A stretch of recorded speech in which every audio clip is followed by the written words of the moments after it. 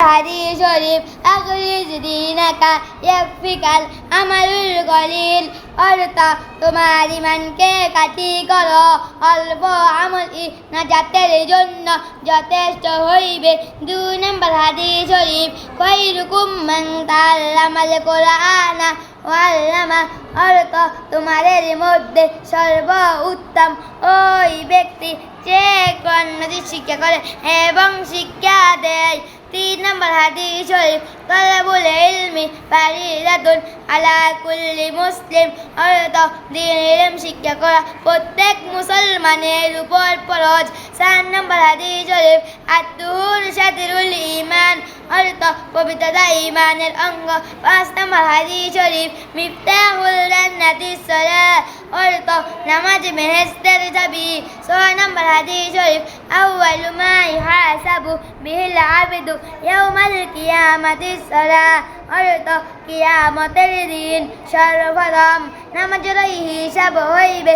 7 নম্বর হাদিস শরীফ ফাদলুল আলিমি আলাল আবিদি কাফাদলি আলা আদনাকুম অর্থ তোমাদের মধ্যে সর্বাপেক্ষা ছোট ব্যক্তি হইতে আমার মর্তবা যত বড়, বেইলম আবেদের চেয়ে একজন খাঁটি আলেমের মর্তবা তত বড়।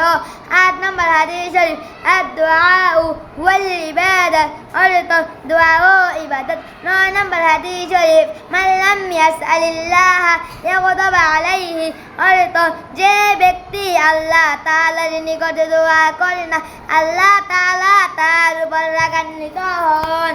10 নম্বর হাদিস শরীফ লা ইয়ারহামুল্লাহু মান লা ইয়ারহামুন নাস অর্থ আল্লাহ তাআলা ওই ব্যক্তির উপর রহম করেন না যে মানুষের উপর রহম করে না।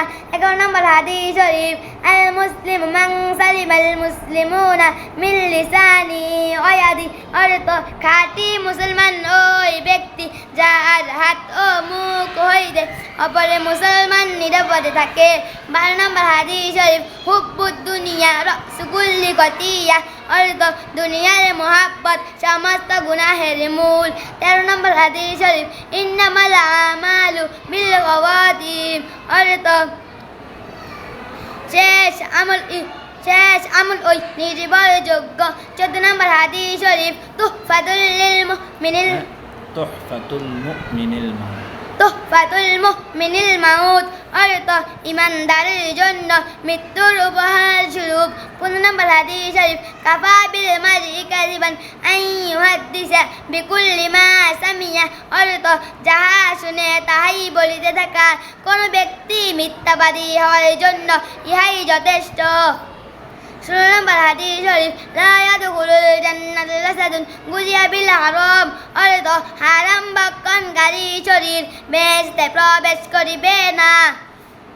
17 নম্বর হাদিস শরীফ বাল্লিগু আন্নি ওয়ালাউ আয়া অর্থ আমার পক্ষ হইতে একটি বাণী হইলে ও পৌঁছাইয়া দাও। 18 নম্বর হাদিস শরীফ মান সামাতা নাজা অর্থ যে চুপ থাকে সে নাজাত পায়। 19 নম্বর হাদিস শরীফ ইন্নামাল আমালু বিন্নিয়াত অর্থ সমস্ত কাজই নিয়তের উপর নির্ভর করে। 20 নম্বর হাদিস শরীফ লা ইয়াদখুলুল জান্নাতা কুত্তাত অর্থ সুগল করি বেহেশতে প্রবেশ করিবে না। 21 নম্বর হাদিস শরীফ লা ইয়াদখুলুল জান্নাতা কাতিউ অর্থ আত্মীয়তা চিহ্নকারী বেহেশতে প্রবেশ করিবে না।